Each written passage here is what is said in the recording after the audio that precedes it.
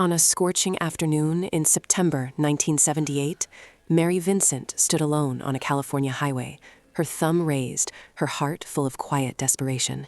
She was 15 years old and running from a home that no longer felt safe, chasing the simple hope of reaching her grandfather in Southern California. Every car that passed felt like a judgment. Every second on that road stretched longer than the last. When a blue van finally slowed beside her, relief washed over her.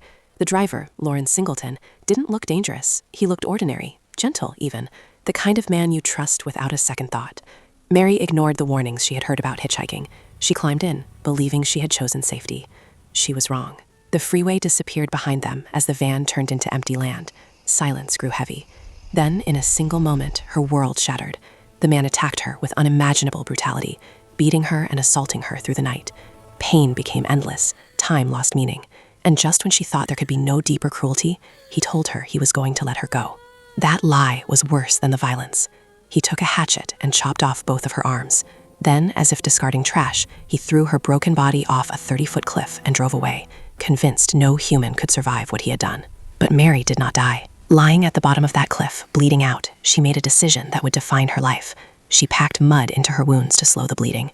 Using nothing but her legs, her teeth, and raw willpower, she began to climb. Inch by inch, breath by breath.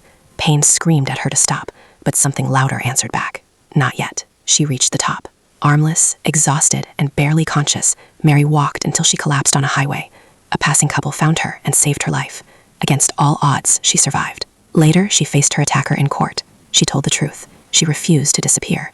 And while the justice system failed her in many ways, Mary refused to let her story end in silence.